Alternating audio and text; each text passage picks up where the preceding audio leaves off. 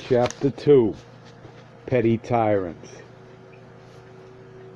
Don Juan did not discuss the mastery of awareness with me until months later.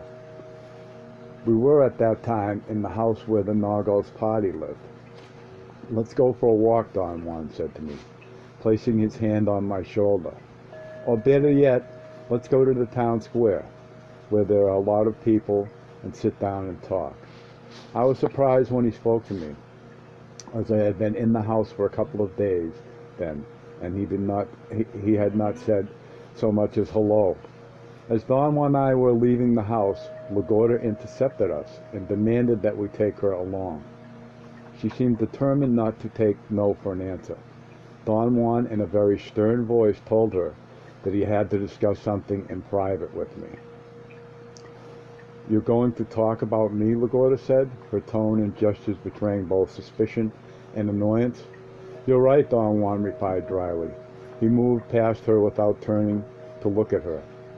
I followed him, and we walked in silence to the town square. When we sat down, I asked him what on earth we would find to discuss about Lagorda. I was still smarting from her look of menace when we left the house. "We have nothing to discuss about Lagorda or anybody else," he said. I told her that just to provoke her enormous self-importance. And it worked. She is furious with us. If I know her, by now she will have talked to herself long enough to have built up her confidence in her righteous indignation at having been refused and made to look like a fool. I wouldn't be surprised if she barges in on us here at the park bench. "If we're not going to talk about Lagorda, what are we going to discuss?" I asked. "We're going to continue the discussion we started in Oaxaca," he replied. "To understand the explanation of awareness will require your utmost effort and your willingness to shift back and forth between levels of awareness. While we are involved in our discussion, I will demand your total concentration and patience." Half complaining, I told him that he had made me feel very uncomfortable by refusing to talk to me for the past 2 days.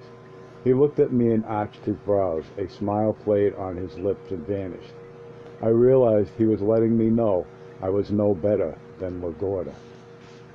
"I was provoking your self-importance," he said with a frown. "Self-importance is our greatest enemy. Think about it. What weakens us is feeling offended by deeds and misdeeds of our fellow men. Our self-importance requires that we spend most of our lives offended by someone. The New Sea has recommended that every effort should be made to eradicate self-importance from the lives of warriors. I have followed that recommendation, and much of my endeavor with you has been geared to show you that without self-importance, we are invulnerable." As I listened, his eyes suddenly became very shiny. I was thinking to myself that he seemed to be on the verge of laughter, and there was no reason for it, when I was startled by an abrupt, painful slap on the right side of my face. I jumped up from the bench. Lagorda was standing behind me, her hands still raised. Her face was flushed with anger.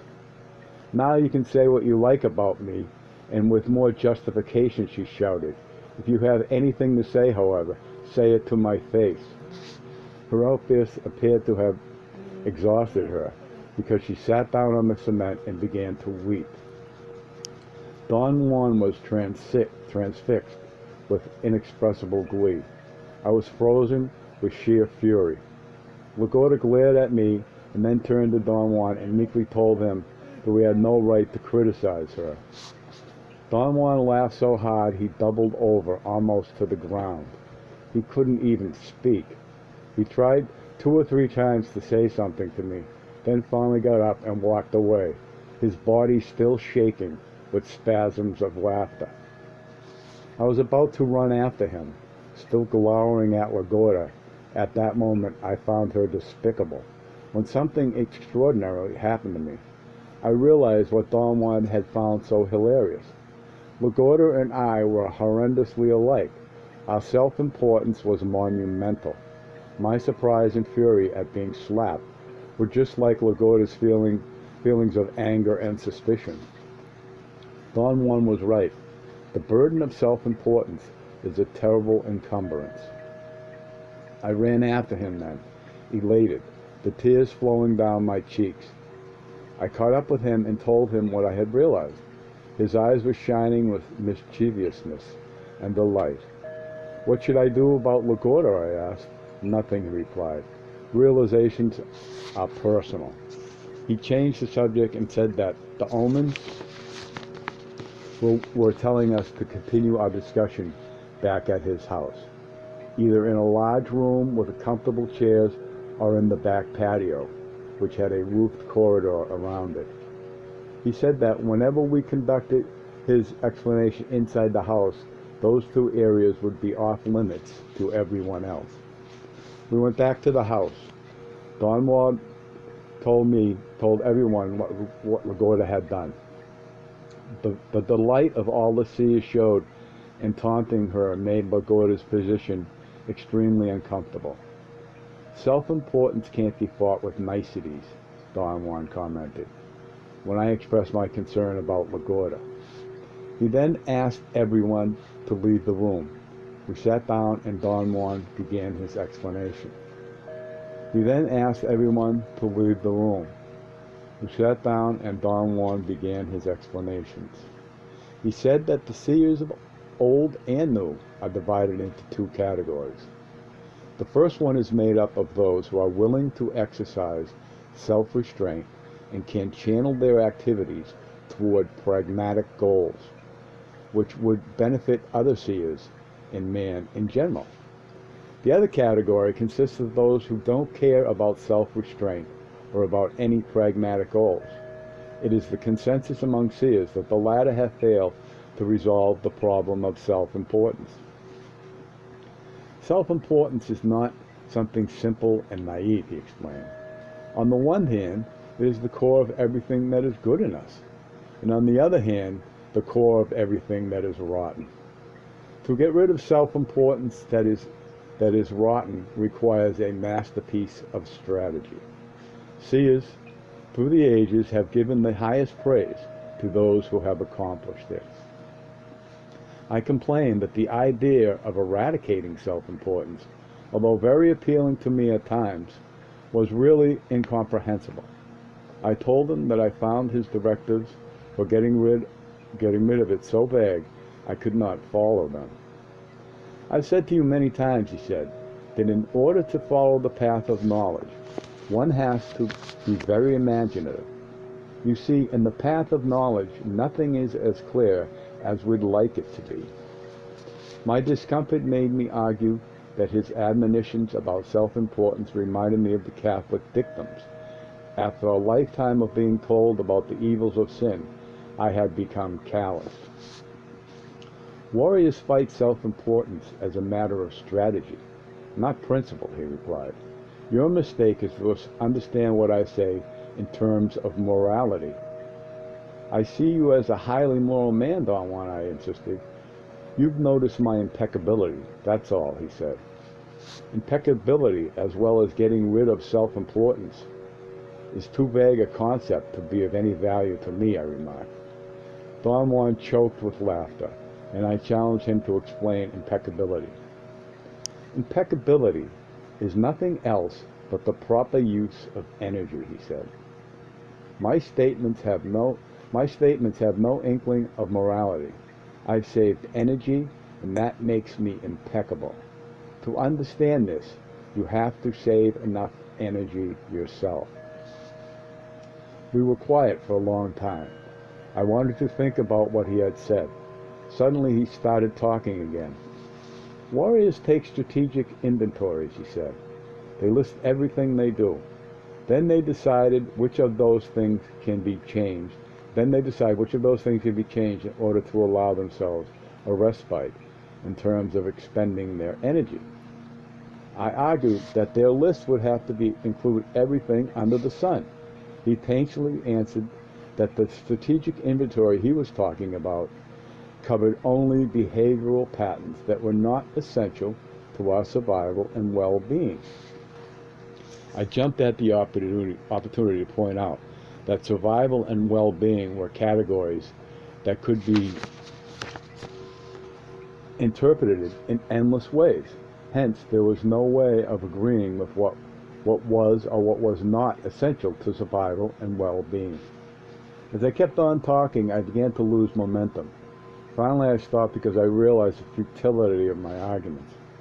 Don Juan said then that in the strategic inventories of warriors, self-importance figures as the activity that consumes the greatest amount of energy. Hence, the effort to eradicate it.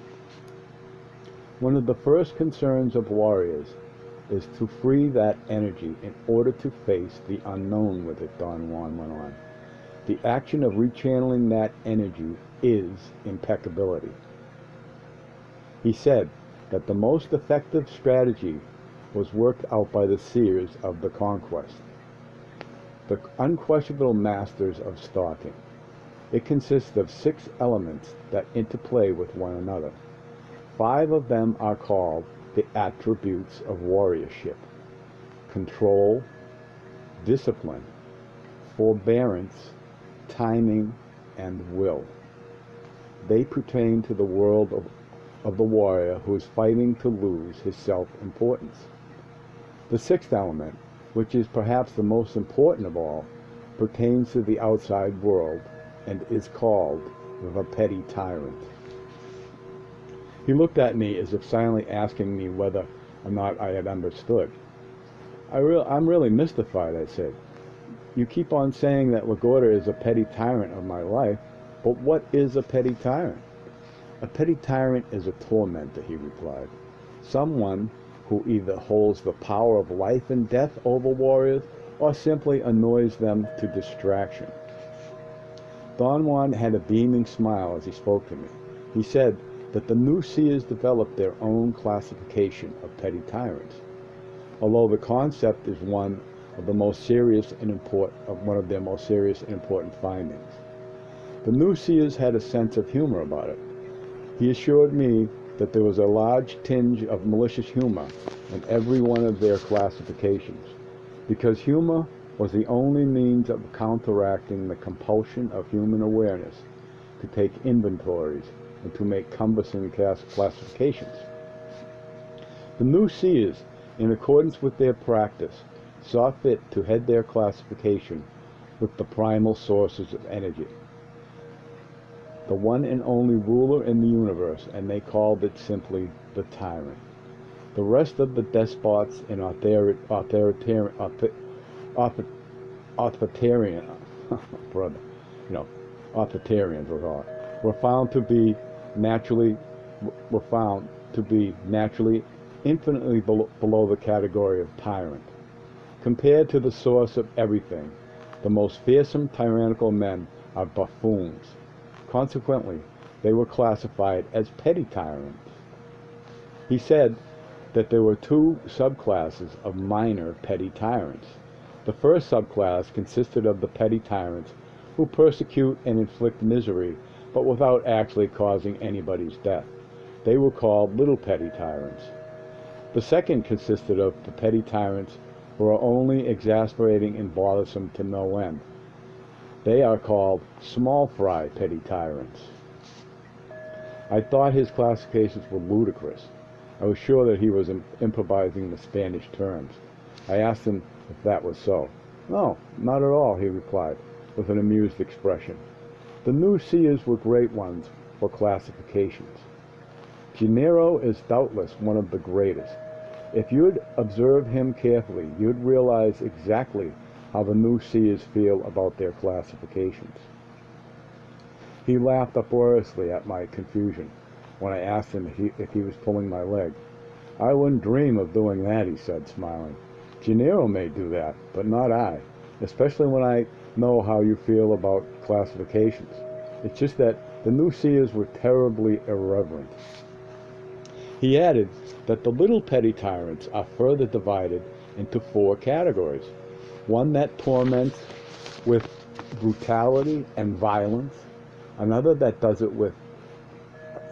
it by creating unbearable apprehension through deviousness, another which oppresses with sadness, and the last which torments by making warriors rage. Lagorta is a class of her own, he added. She is an acting small fry, petty tyrant. She annoys you to pieces and makes you rage. She even slaps you. With all that, she is teaching you detachment. But that's not possible, I protested. You haven't yet put together all the ingredients of the new seer's strategy, he said. Once you do that, you'll know how efficient and clever is the device of using a petty tyrant.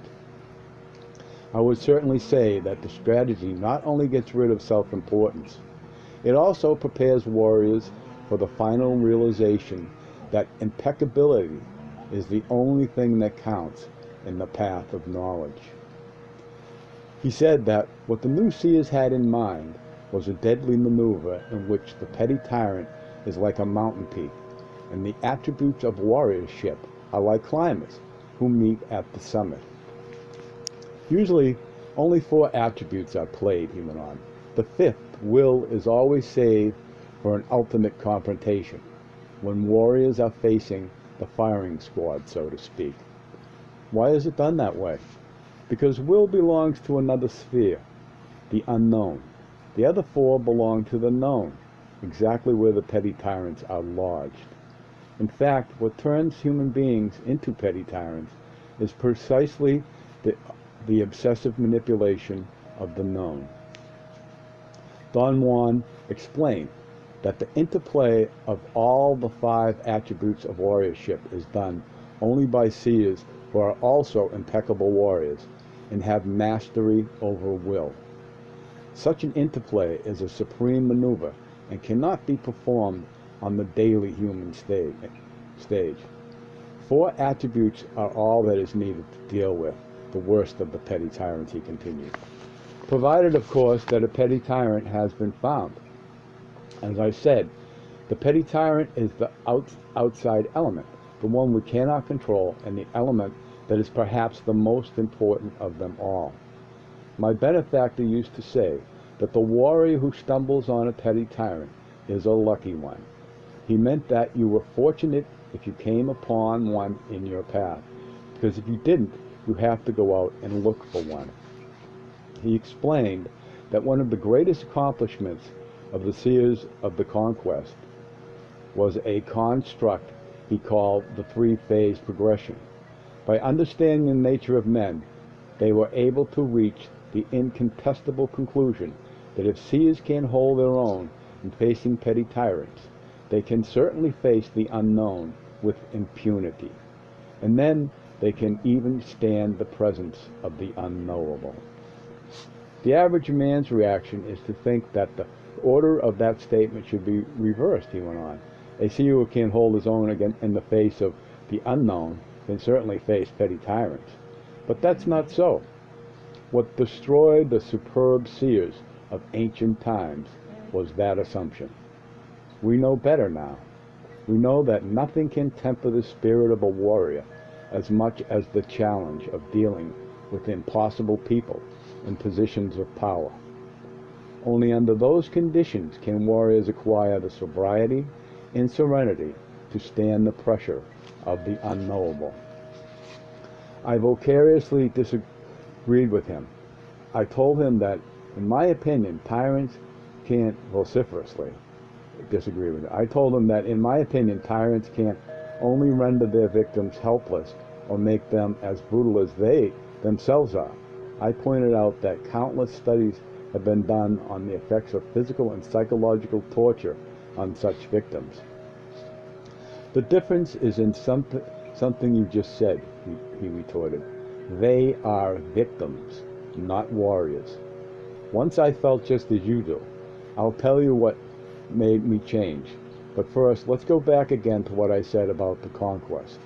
The seers of that time couldn't have found better ground. Did I get the right page here? Better ground. The Spaniards were the petty tyrants who tested the seers' skills to the limit. After dealing with the conquerors, the seers were capable of facing anything. They were the lucky ones. At that time, there were petty tyrants everywhere. After all those marvelous years of abundance, things changed a great deal. Petty tyrants never again had that scope. It was only during these times that their authority was unlimited. The perfect ingredient for making a superb seer is a petty tyrant with unlimited prerogatives. In our times, unfortunately, seers have to go out to extremes to find a worthy one. Most of the time, they have to be satisfied with a very small fry. Did you find a petty tyrant yourself, Don Juan? I was lucky. A king-size one found me. At that time, though, I felt like you. I couldn't consider myself fortunate. Don Juan said that his ordeal began a few weeks before he met his benefactor. He was barely 20 years old at the time. He had gotten a job at a sugar mill, working as a laborer. He had always been very strong, so it was easy for him to get jobs that required muscle. One day, when he was moving some heavy sacks of sugar, a woman came by. She was very well dressed and seemed to be a woman of means. She was perhaps in her 50s, and Don Juan said, very domineering. She looked at Don Juan and then spoke to the foreman and left. Don Juan was then approached by the foreman, who told him that for a fee he would recommend him for a job in the boss's house. Don Juan told the man that he had no money. The foreman smiled and said not to worry, but because he would have plenty on payday. He patted Don Juan's back and assured him that it was a great honor to work for the boss. Don Juan said that being a lowly, ignorant Indian living hand to mouth, not only did he believe every word, he thought a good fairy had touched him. He promised to pay the foreman anything he wished. The foreman named a large sum which had to be paid in installments. Immediately thereafter, the foreman himself took Don Juan to the house, which was quite a distance from the town, and left him there with another foreman, a huge, somber, ugly man who asked a lot of questions. He wanted to know about Don Juan's family. Don Juan answered that he didn't have any. The man was so pleased that he even smiled through his rotten teeth. He promised Don Juan that they would pay him plenty, and that he would even be in a position to save money, because if he didn't have to spend any, well, he was going to live and eat in the house. The way the man laughed was terrifying. Don Juan knew he had to escape immediately. He ran for the gate, but the man cut in front of him with a revolver in his hand. He cocked it and rammed it into Don Juan's stomach. "You're here to work yourself to the bone," he said, "and don't you forget it." He shoved Don Juan around with a billy club. Then he took him to the side of the house, and after observing that he worked his men every day from sunrise to sunset without a break, he put Don Juan to work digging out 2 enormous tree stumps. He also told Don Juan that if he ever tried to escape or went to the authorities, he would shoot him dead, and that if Don Juan should ever get away, he would swear in court that Don Juan had tried to murder the boss. "You'll work here until you die," he said. "Another Indian will get your job then, just as you are taking a dead Indian's place." Don Juan said the house looked like a fortress, with armed men with machetes everywhere. So he got busy working, tried not to think about his predicament. At the end of the day, the man came back and kicked him all the way to the kitchen, because he did not like the defiant look in Don Juan's eyes. He threatened to cut the tendons of Don Juan's arms if he didn't obey him. In the kitchen, an old woman brought food, but Don Juan was so upset and afraid he couldn't eat. The old woman advised him to eat as much as he could. He had to be strong, she said, because his work would be never-ending. She warned him that the man who had held his job had died just a day earlier. He was too weak to work and had fallen from a second-story window. Don Juan said that he worked at the boss's house for 3 weeks, and that the man bullied him every moment of every day. He made him work under the most dangerous conditions, doing the heaviest work imaginable, under the constant threat of his knife and gun and billy club. He sent him daily to the stables to clean up stalls that were while the nervous stallions were in them. In the beginning of every day, Don Juan thought it would be his last one on earth. And surviving meant only that he had to go through the same hell again the next day.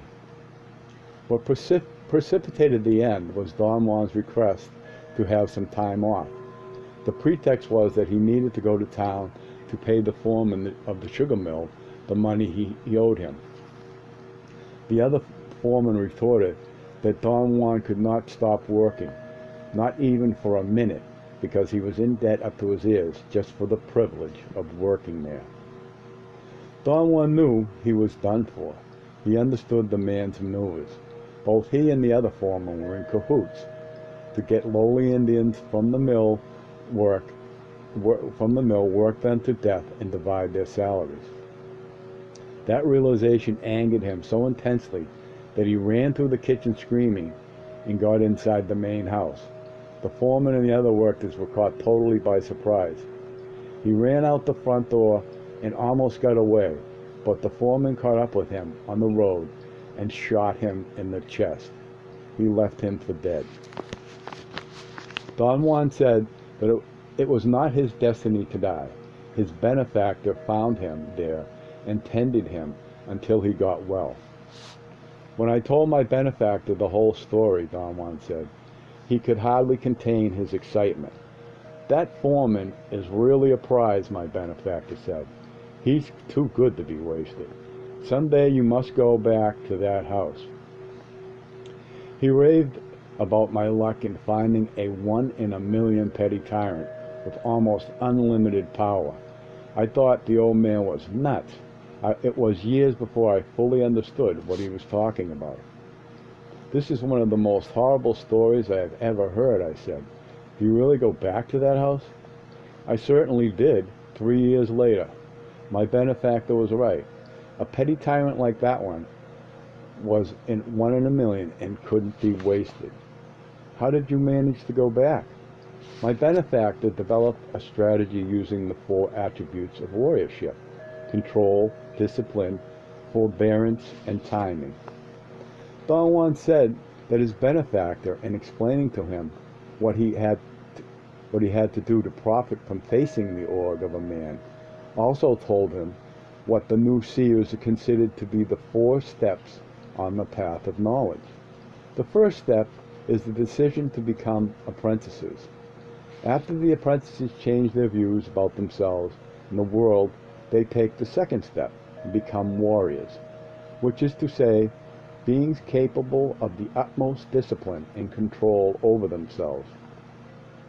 The third step after acquiring forbearance and timing is to become men of knowledge. When men of knowledge learn to see, they have taken the 4th step and have become seers. His benefactor stressed the fact that Don Juan had been on the path of knowledge long enough to have acquired a minimum of the first 2 attributes: control and discipline. Don Juan emphasized that both of these attributes refer to an inner state. A warrior is self-orientated, not in a selfish way, but in the sense of a total and continuous examination of the self. At that time, I was barred from the other 2 attributes, Don Juan went on. Forbearance and timing are not quite an inner state. They are in the domain of the man of knowledge. My benefactor showed them to me through his strategy. Does this mean that you couldn't have faced the petty tyrant by yourself, I asked. I'm sure I could have done it by myself, although I have always doubted that I would have carried it off with flair and joyfulness. My benefactor was simply enjoying the encounter by directing it. The idea of using a petty tyrant is not only for perfecting the warrior spirit, but also for enjoyment and happiness. How could anyone enjoy the monster you described? He was nothing in comparison to the real monsters that the new seers faced during the conquest. By all indications, those seers enjoyed themselves blue dealing with them. They proved that even the worst of tyrants can bring delight provided, of course, that one is a warrior. Don Juan explained that the mistake of average men make in confronting petty tyrants is not to have a strategy to fall back on. The fatal flaw is that the average men take themselves too seriously. Their actions and their feelings, as well as those of the petty tyrants, are all important. Warriors, on the other hand, not only have a well-thought-out strategy, but are free from self-importance. What restrains their self-importance is that they have understood that reality is an interpretation we make. That knowledge was the definitive advantage that the new seers had over the simple-minded Spaniards. He said that he became convinced he could defeat the foreman using only the single realization that petty tyrants take themselves with deadly seriousness while warriors do not. Following his benefactor's strategic plan, therefore, Don Juan got a job in the same sugar mill as before. Nobody remembered that he had worked there in the past. Peons came to the sugar mill and left it without leaving a trace. His benefactor's strategy specified that Don Juan had to be solicitous of whoever came to look for another victim. As it happened, the same woman came and spotted him, as she had done years before. This time he was physically even stronger than before. The same routine took place. The strategy, however, called for refusing payment to the foreman from the outset. The man had never been turned down, was taken aback. He threatened to fire Don Juan from the job. Don Juan threatened him back, saying that he would go directly to the lady of the house and see her. Don Juan knew that the woman, who was the wife of the owner of the mill, did not know what the two foremen were up to. He told the foreman that he knew where she lived because he had worked in the surrounding fields cutting sugarcane.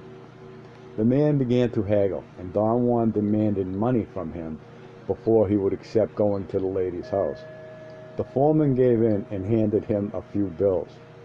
Don Juan was perfectly aware that the foreman's acquiescence was just a ruse to get him to go to the house. He himself once again took me to the house, Don Juan said. It was an old hacienda owned by the people of the sugar mill, rich men who either knew what was going on and didn't care, or were too indifferent to even notice. As soon as we got there, I ran into the house and to look for the lady. I found her and dropped to my knees and kissed her hands to thank her. The two foremen were livid. The foreman at the house followed the same pattern as before. I had the proper equipment to deal with him. I had control, discipline, forbearance, and timing. It turned out as my benefactor had planned it. My control made me fulfill the man's most asinine demands. What usually exhausts us is, in situations like that, is the wear and tear on our self-importance. Any man who has any iota of pride is ripped apart by being made to feel worthless. I gladly did everything he asked of me. I was joyful and strong. I didn't give a fig about my pride or my fear. I was there as an impeccable warrior. To tune the spirit when someone is trampling on you is called control. Don Juan explained that his benefactor's strategy required that instead of feeling sorry for himself, as he had done before, he immediately had to go to work mapping the man's strong points, his weaknesses, his quirks of behavior. He found that the foreman's strongest points were his violent nature and his daring. He had shot down Don Juan in broad daylight in sight of scores of onlookers. His great weakness was that he liked his job and did not want to endanger it. Under no circumstances could he attempt to kill Don Juan inside the compound in the daytime. His other weakness was that he was a family man. He had a wife and children who lived in a shack near the house. To gather all this information while they are beating you up is called discipline, Don Juan said. The man was a regular fiend. He had no saving grace. According to the new seers, a perfect petty tyrant has no redeeming features. Don Juan said that the other two attributes of warriorship, forbearance and timing, which he did not yet have, had been automatically included in his benefactor's strategy. Forbearance is to wait patiently. No rush, no anxiety, a simple, joyful holding back of what is due. I groveled daily, Don Juan continued, sometimes crying under the man's whip, and yet I was happy. My benefactor's strategy was what made me go from day to day without hating the man's guts. I was a warrior. I knew that I was what I was waiting. I knew that I was waiting, and I knew what I was waiting for. Right there is the great joy of warriorship. He added that his benefactor's strategy called for a systematic harassment of the man by taking cover with the higher order, just as the seers of the new cycle had done during the conquest by shielding themselves with the Catholic Church. A lowly priest was sometimes more powerful than a nobleman. Don Juan's shield was the lady who got him the job. He kneeled in front of her and called her a saint every time he saw her. He begged her to give him the medallion of her patron saint so he could pray to him for her health and well-being. She gave me one, Don Juan went on, and that rattled the foreman to pieces. And then I got the servants to pray at night. And when I got the servants to pray at night, he nearly had a heart attack. I think he decided then to kill me. He couldn't afford to let me go on. As a countermeasure, I organized a rosary among all the servants of the house. The lady thought I had the makings of a most pious man. I didn't sleep soundly after that, nor did I sleep in my bed. I climbed to the roof every night. From there I saw the man twice looking for me in the middle of the night, with murder in his eyes. Daily he shoved me into the stallion stall, hoping that I would be crushed to death. But I had a plank of heavy boards, and I had braced against one of the corners a plank of heavy boards that I had braced against one of the corners and protected myself behind it. The man never knew because he was nauseated by the horses. And another of his weaknesses, the deadliest of all, as things turned out. Don Juan said that timing is the quality that governs the release of all that is held back. Control, discipline, and forbearance are like a dam behind which everything is pulled. Timing is the gate in the dam.